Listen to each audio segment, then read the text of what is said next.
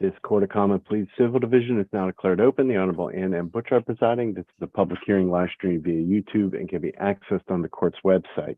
If you do have camera capability, please do turn your cameras on. Good morning, Your Honor. Good morning. Good morning, Your Honor. Good morning. This is a hearing in the matter of Quattray Management, LLC, the petitioner in this Act 135 matter, versus Catherine Z. Brown, individually in her capacity as the successor in interest to Ruth B. Harper and all unknown heirs, identified as the respondent. This is our docket 2207-00096. The subject property is 1427 and 1429 West Erie Avenue in Philadelphia. When we were last in court, I believe Mr. Feltson appeared on behalf of Mr. Ross and indicated that there were some calendaring issues within that office and requested a continuance, which we granted. After the hearing concluded and we had entered this date, or we had given this date as the next date, we were contacted by a court officer in City Hall who advised the court that there was a woman by the name of Catherine Brown who was in City Hall trying to gain access to this hearing and was unaware or not sufficiently aware that it was going to be conducted remotely. Subsequently, my law clerk, Mr. Bogdan, who's on in today's hearing, went over and spoke with Ms. Brown, and he then provided a letter to her, a copy of which was provided to Mr. Ross, advising her of today's hearing, that it was going to be conducted remotely, and confirming her address. He also provided her, as is our policy in any case where a respondent in an Act 135 matter is not represented, with a copy of an information sheet on Act 135, which was developed by Philadelphia VIP with input from the Act 135 bar. I'm going to ask everybody who's present today to identify themselves by name and relationship to the case. Good morning, Your Honor. I'm Andy Feltson from the Office of Glenn Ross PC, representing the petitioner. I noticed that my witness was here at the beginning of the Zoom call, but seems to have been kicked off. I see. I'm wondering if you could communicate her with her by. There she is. I think. Yep. She's being readmitted.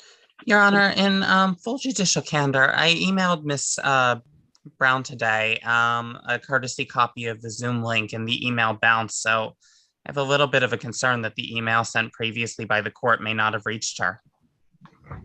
Who's speaking? Your Honor, that was Miss Anderson speaking. Oh, that was you, Miss Anderson. Thank you. Would you That put was, your name on that there? was me. Oh, I'm sorry. Who was that who was just speaking? Because I saw Miss Anderson, but I did not think that she was the speaker. Was that you speaking, Miss Anderson? No. Who was speaking? It was me, Your Honor. Thank you. I didn't recognize your voice there, Mr. Feltson. Miss Anderson, if you'd be kind enough to put your name on the record and indicate your relationship to this case. Sure. Cherie Anderson, S-H-A-R-I, Anderson, and I am a member of Quattray Management, the petitioner. Thank you.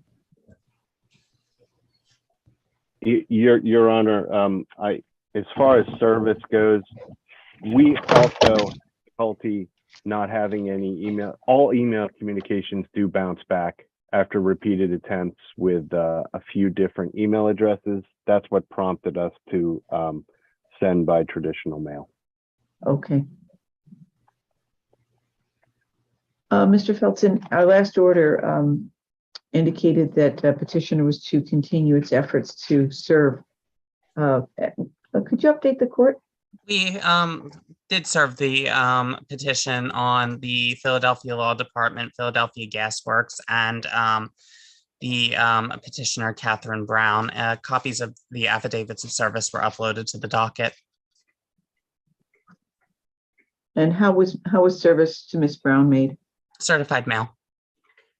We also posted the property.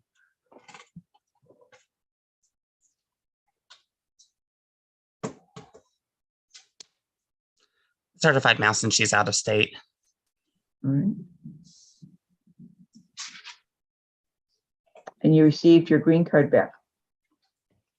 We did not. No. So you have not yet served the respondent? We didn't receive the green card back. All I have is the certified mailing slip showing that we sent it to the respondent, Your Honor. If that's insufficient, we'll try again. Well, I thought that you said you had filed affidavits of service from PGW, the law department, and Ms. Brown. What I filed, Your Honor, was the affidavits of service with the green card showing that we sent the service, which is usually our standard practice. We don't have the green card back for any of them. Okay. So is it your position that you've effected service on the respondent? I think we did. We mailed it out via certified mail to each of the addresses, but if this court feels differently, we'll try again. Mhm.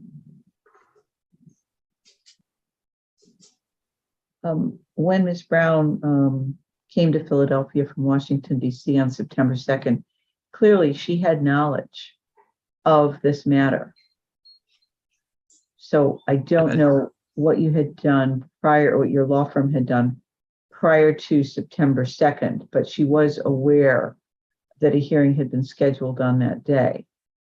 And as you know from the letter that your firm was copied on, our chambers took great care to properly advise her of what's going on in this case. But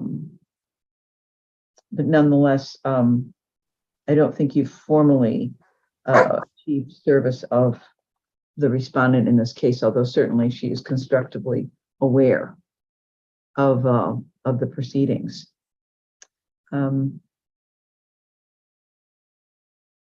What is it that you're asking of the court today, sir? Well, Your Honor, we would like to establish evidence that the building should be placed into a conservatorship. We were hoping to discuss the matter with Ms. Brown, but as of yet have not been able to reach her. All right. So you're requesting that the court schedule an evidentiary hearing. Correct. And in the meantime, if we do reach Ms. Brown, we will attempt to reach some type of agreement. What can you tell me about Quattray management? For that, I would like to defer to my witness as a more knowledgeable party, Ms. Sherry Anderson. That's fine. Good morning, Ms. Anderson. What Good can you morning, tell Your me about Honor. your organization? Excuse me? What can you tell us about your organization, Quattray Management? Well, we are a small investment firm, and currently we are rehabbing other properties in that area within a half a mile to 1 mile of the subject property. That would include one on Erie, one on Smedley, and one on Marvine. So we are absolutely capable of handling both of these properties as well to remove the blight in the area. And your experience with this property, would you describe it as having significant amount of blight, Ms. Anderson? Yes, I would, an extremely significant amount of blight. If given the chance for a full evidentiary hearing for the court to hear all of the reasons in detail for why Quattray Management should be given control of the property, you would be in favor of that? Yes, I would.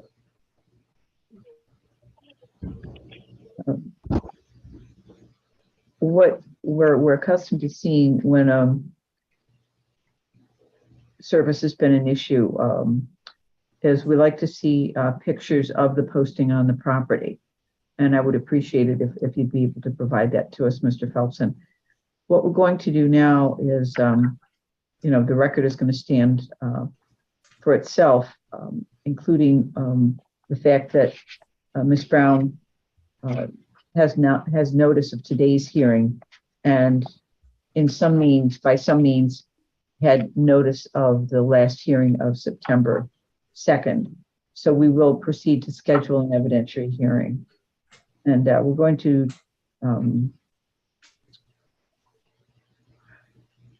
actually, I think we're going to do one more status hearing to permit you to continue your efforts to effect formal service on Ms. Brown. And we've seen in other situations where there's been difficulty in effecting service on a respondent that some law firms have gone to the effort of actually hiring an investigator and having service made. Understood, So Your that there's Honor. no question. The first step we'll take is to resend out a new certified mailing copy, and if that doesn't work, we'll explore other options. All right.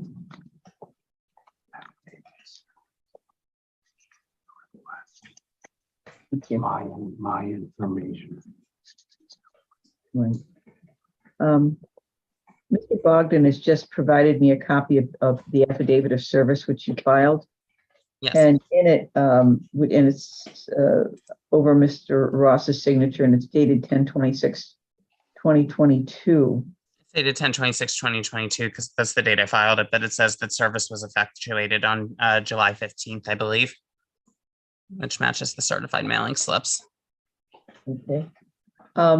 The address that you have is Catherine Z. Brown and Unknown Heirs, 637 G Street, Northwest, Washington, D.C. 20024. And if you at some point can access Mr. Ross's file, and you'll notice the letter dated September 7th, 2022 from my chambers from Mr. Bogdan. Ms. Brown clarified that her address is 637 G Street, Southwest. Southwest, right. We'd be happy to send out a new certified mailing slip, Your Honor, in the hopes that that one reaches her. All right. So we're not going to schedule an evidentiary hearing until we see how successful your efforts have been at service. So we're going to give this a 60-day date, again, a status date for service. And at that point, we'll schedule an evidentiary hearing on this matter. Thank And you, that will Judge. also provide additional time for counsel to try to reach a resolution. When she was present, as you'll note from the letter that recounted the conversation with Mr. Bogdan, Ms. Brown indicated that she anticipated hiring counsel. And it's one of the reasons why we're a little bit wary of proceeding if that in fact was her intent. I did see that. I don't know if you're allowed to give this up, but did she leave a phone number with the court? Yes, and I believe I didn't see it on the letter, but I thought you said you called her. no, I said I emailed her. Oh, my mistake. Yes, no. Mr. Bogdan, could you put phone